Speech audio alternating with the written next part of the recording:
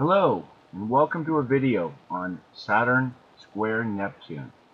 It's an aspect that we'll be having come this November and next year, and it seems like a good idea to make a video because it could have a lot of significant impact on us.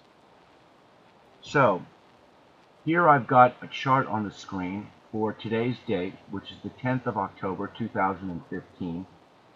And I've set it up such that the signs and the houses are aligned. Aries in the first house, Taurus in the second house, etc.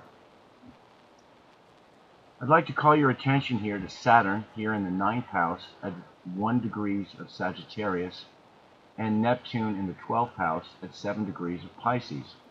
Soon, Saturn will be squaring Neptune.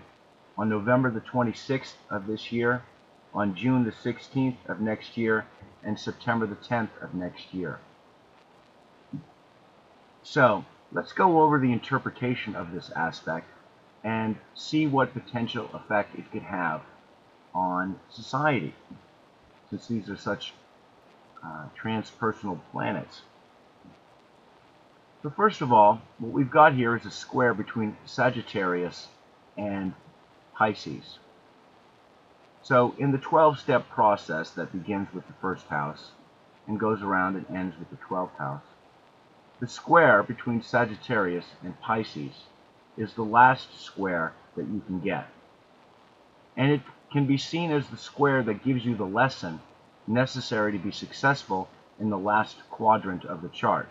That would be the 10th, 11th, and 12th houses. So it's an important lesson to learn in order to be successful in your outer life and prepare you for the next cycle of growth. In the case of both Sagittarius and Pisces, both of these signs are seeking to break free of limitations. In the case of Sagittarius, you seek to break free of limitations using knowledge that you have gained in the first 8 houses of the process.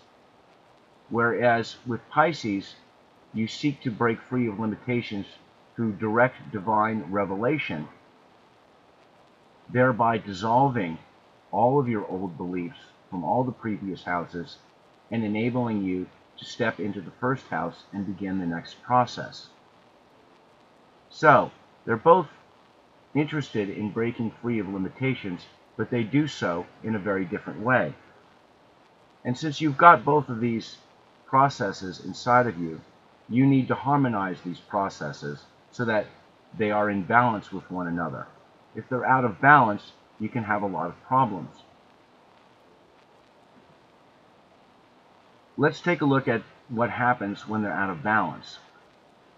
Sagittarius is concerned with the known, and when it's too heavily emphasized, you don't leave room for the unknown, and therefore you don't live your life open to direct divine revelation.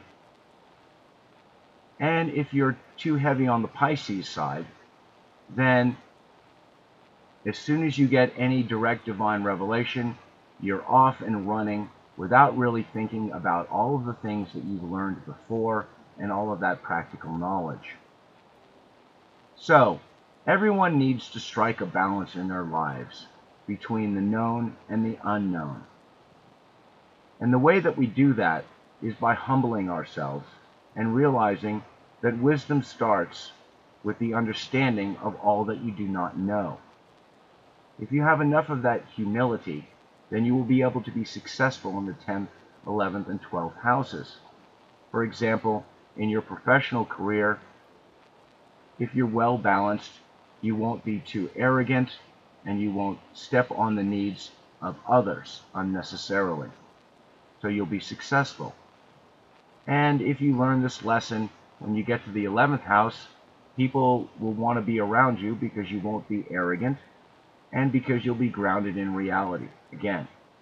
And if you learn this lesson well, you will be able to let go and dissolve all of the false things that you had encountered before so that you can make your step into the next process.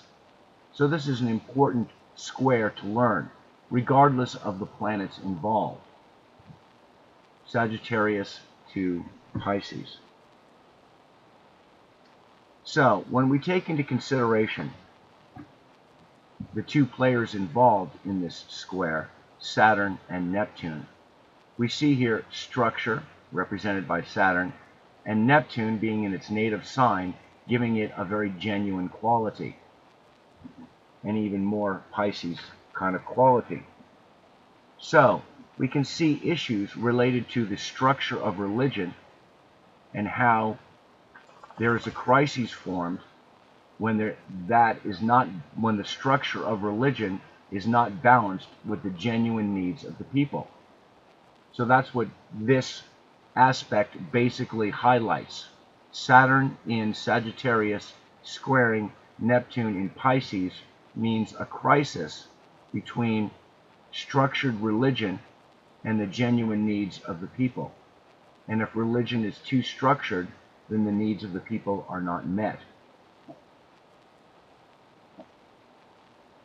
So, when considering what might happen with this aspect in our world, we can move beyond the kind of textbook philosophical interpretation and see if we can get a better idea of how this may manifest in our world. Let's take a look at what Sagittarius and Neptune and the 9th house and 12th house have to do with. What physical things. With Sagittarius, it's religion, journalism, higher education, professional sports. So those are four big things having to do with Sagittarius. Religion, journalism, higher education, and sports. With Pisces, which rules spirituality, it rules prisons and mental institutions, and basically anything that society tries to sweep underneath the rug and forget about. It also rules things that are hidden and unknown. So, considering all of those different things, let's see if we can come up with some sort of interpretation of what might happen. And when considering Saturn squaring Neptune coming up, we need to consider what Saturn has done as it has aspected Neptune all during the last 20 some odd years since the conjunction of Saturn and Neptune. And people may recall that back in 1989 we had a grand conjunction of Saturn and Neptune and Uranus in the sign of Capricorn. So that was a time of tremendous social change and upheaval. 1989 saw a lot of change in the world. All of the governments in Eastern Europe, which were created after the fall of the Soviet Union, all have that grand conjunction in their birth charts. And what began then in Eastern Europe can be seen as a manifestation of a new structure. Capricorn, this all occurred in Capricorn, a new structure which was meant for everybody. So you had Uranus, Neptune, and Saturn all coming together to form a new societal structure. So, the governments of Eastern Europe are direct manifestations of that. Also in 1989, we had the Tienanmen Square incident, where all of the people in China rose up and almost had a revolution. Didn't quite, but they came pretty close. So we can see that incident as a manifestation of the Saturn-Neptune-Uranus conjunction. And we can gauge the current Saturn square Neptune against what occurred at that time. Other things that we might also want to look at are here in America, we have these mega churches, these large corporate religious institutions, corporate religion, if you will. And this phenomenon of corporate religion began at a time when Neptune was in the sign of Capricorn. So that is another thing we can look at and say, okay, that's probably going to be highlighted at this time, and there's going to be some crisis related to them. So, given those things, what can we say? Well, first of all, let's talk about China. We know how much things are changing for the worse economically in China lately. They've lost a lot of money in their stock market. It's been a really difficult time. So the changes that they made at that time clearly are not working. And the Saturn Square Neptune is going to highlight that, as the structures that they have put in place no longer meet the needs of the people. And so that is going to create a crisis in China that is going to get even stronger.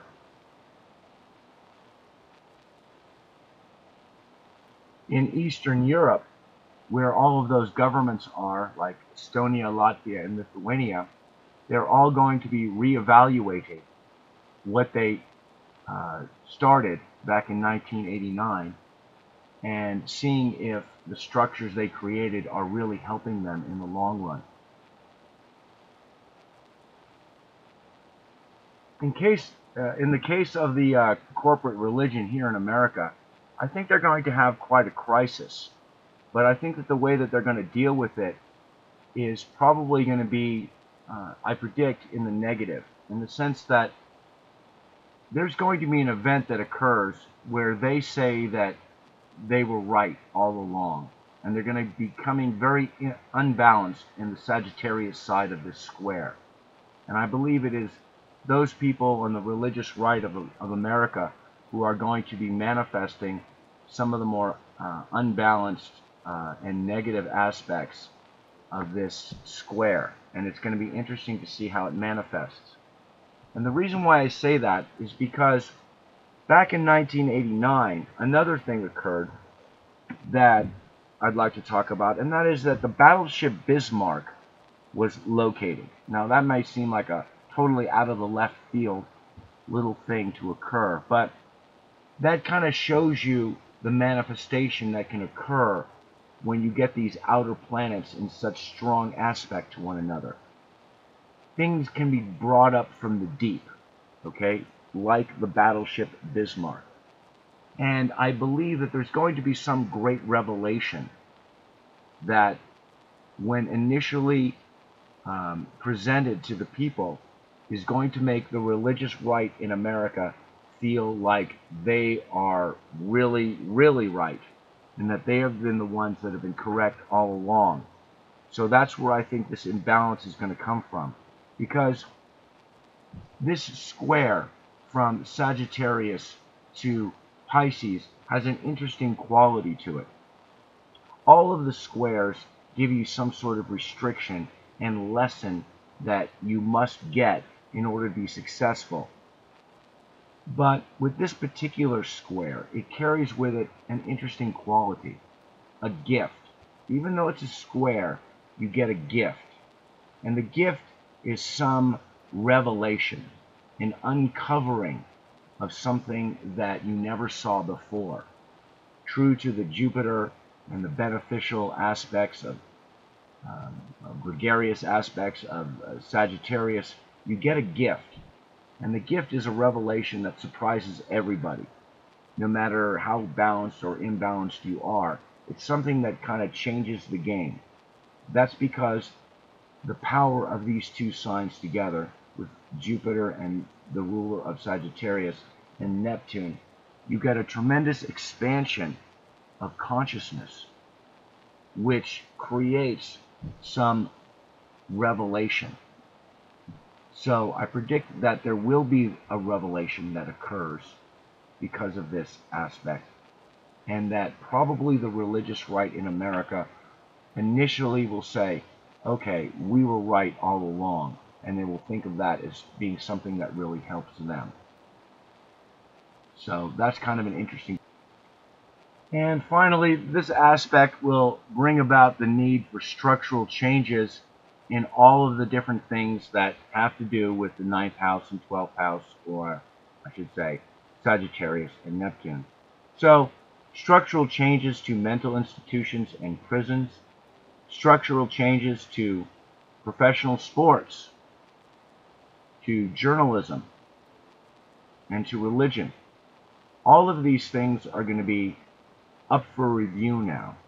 As Saturn goes through the sign of Sagittarius, it's going to be making us examine and become disciplined and more realistic about all of those things. We'll see a lot of criticism of journalism that only serves the corporate masters. We'll see a lot of criticism of athletes and professional sports organizations that pay their athletes a lot of money and don't really cater to the needs of the ticket buyers. And generally speaking, we'll see a great call for reform in the prisons and mental institutions in this country. Which brings me to the next aspect of this. I'm now going to take a look at what we can expect here in the United States of America with Saturn squaring Neptune. Okay, now I've switched to a double wheel, and here I've got the chart of the United States of America on the outer wheel, and on the inner wheel I'm back to the 10th of October 2015. So you'll notice we've got a 8 degrees Gemini rising with Uranus very close to the Ascendant, also at 8 degrees Gemini. On the inner wheel, let's go back to the Saturn-Neptune square. Saturn at 1 degree of Sagittarius, and Neptune here at 7 degrees of Pisces. So you can see right away that this square is going to have a tremendous coincidence with the chart of the United States of America. The first square, which is going to be occurring on November the 26th of this year, 2015, will be occurring at 7 degrees 2 minutes of the sign of Pisces to 7 degrees 2 minutes Sagittarius. So you can see that that places Saturn opposite the United States' ascendant and Saturn opposite the U.S. Uranus, as well as Neptune squaring the ascendant and Neptune squaring Uranus. Wow, that's an awful lot of stuff to be happening. That's a lot of coincidence, and that makes the chart of the United States of America very suspect when it comes to manifesting what this Saturn-Neptune aspect will have for everyone, because it has such a powerful effect on our chart. I mean, look at this, our ascendant and Uranus. Pretty amazing. Okay, so let's just get the dates down first so we can get that squared away. Saturn is going to be opposing the nation's ascendant and Uranus in early December of this year. Okay, 2015. Saturn opposition ascendant probably right around the first week, around December 7th or 8th, and then on December the 12th, it'll be Saturn opposition Uranus. And what's so interesting about this particular transit of Saturn is they're only going to get one pass. Typically, you get 3 passes with the outer planets. You get one, and then you get a retrograde motion, and then you get a second one, and then you get another retrograde motion, and then you get a third one. But because of the way things are, the way the solar system is, the planets in this particular area are only getting one pass. It's kind of interesting. So instead of getting 3 passes, all of the energy is wrapped up into just one pass. So an awful lot of energy is released all at once. So this is extremely powerful. Okay? If it was 3 passes, that would be bad enough. But the fact that all of that energy of 3 passes is going to be put into just one means that one pass is going to be super powerful, and whatever change that needs to occur is going to happen all at once, and it's going to be sudden and not really well expected. So first off, the opposition from Saturn to the Ascendant is a prediction of a lot of responsibility coming our way. And the Descendant is the point of open enemies. So what we have here is a possibility of someone opposing us directly. Someone who is directly trying to inhibit our efforts or stop us or make us responsible for something. And it can be very powerful. It could even be a direct attack of some form, because there's just one pass. So the immediacy of the energy is going to require a lot of release. Someone trying to restrict you, and basically the world telling you you need to be a lot more responsible. Now, if you've been responsible while Saturn has gone through the under half of your chart, Saturn going into your 7th house can actually be a really good time in your life when you start to come out into the world and you start to express yourself successfully in the outer world. But if you have not structured yourself well, then Saturn's opposition to your ascendant feels like the whole world is trying to oppose you and oppress you. And that's because you lack the necessary structure for the next phase of your development. And the world is letting you know that. With the Saturn opposition Uranus, there's a similar kind of interpretation. Because if you've done the work and you've structured yourself, then the opposition from Saturn to Uranus can be really good, and it can be a time when you finally have the structures that you need in life to set yourself free. But if you have not structured yourself properly, then it will be a time when you feel like the whole world is trying to inhibit you and stop your expression of freedom. Again, it all depends on how you've handled your Saturn. I suspect with the United States of America, it's not going to be the good interpretation, because I don't think we've handled our Saturn very well, at least not as of lately. So, it looks like there's going to be a lot of potential for conflict with this double opposition. When you add into that the square from Neptune, it gets even more precarious. Neptune is going to square the Ascendant and square Uranus next year, February, April, and August of next year. Or excuse me, I misspoke. In April and August of this year, we've had the Neptune squaring the Ascendant and Uranus, and we will get the last pass of the Neptune square Uranus February 13th of next year. So this has the potential for the sudden revelation of secrets, exposing uncomfortable truths, startling revelations about people that they would prefer to keep secret, mystical experiences that upset you because they challenge your view of reality, sudden changes of mood and opinions. This is what's been going on in America ever since April of this year, and it will continue until February of next year. So this revelation of what the government has been doing, the spying on people, the challenges to our personal liberties and freedoms, and the challenges to our democracy, all of the revelations that have been coming out about the spying and so forth that the NSA does, all of that is going to continue to become more and more important until ultimately some sort of judgment is passed by February of next year, when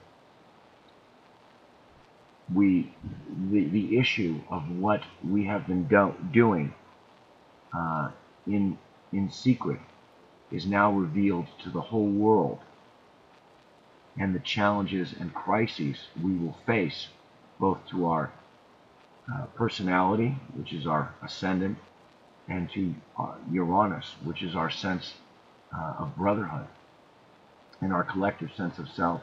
Uranus is so important to the United States of America. So the revelations of what our government are doing are going to create a lot of upset and crises in our country.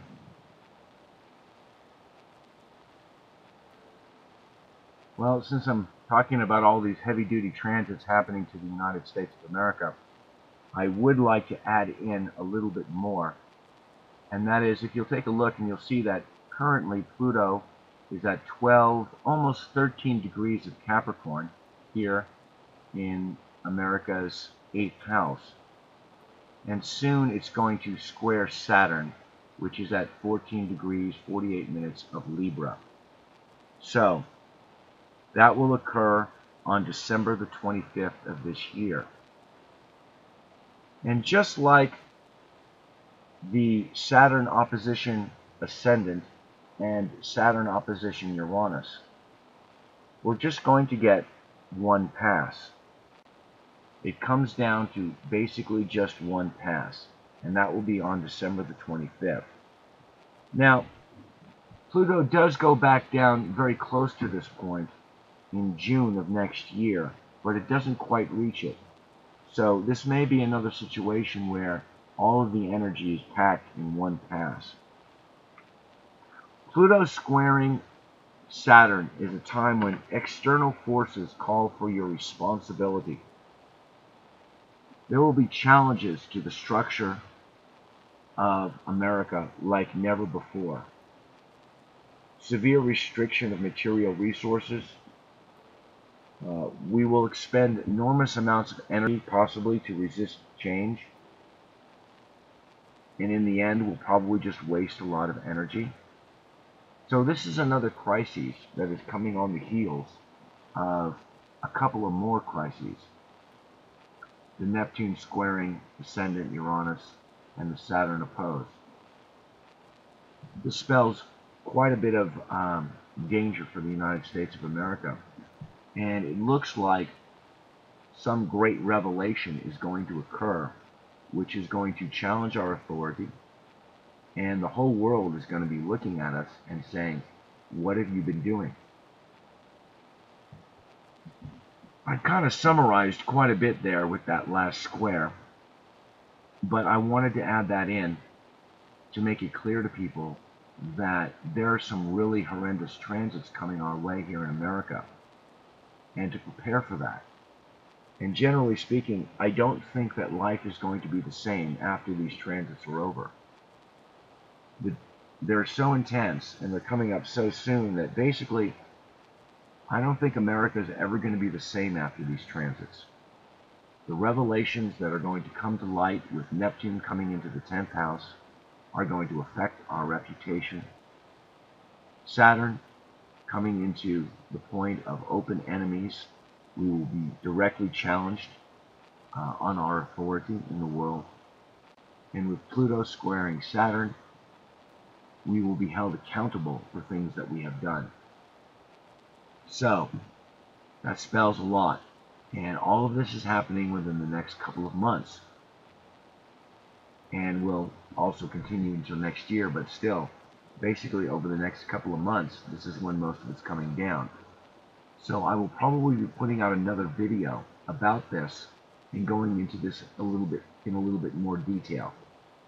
But generally speaking, I hope I've given you a general idea of what Saturn Square Neptune is all about, ways it could manifest in the world, and specifically how it might affect the United States of America. Okay, well, thank you very much. And if you have any comments, please leave them. And have a good day.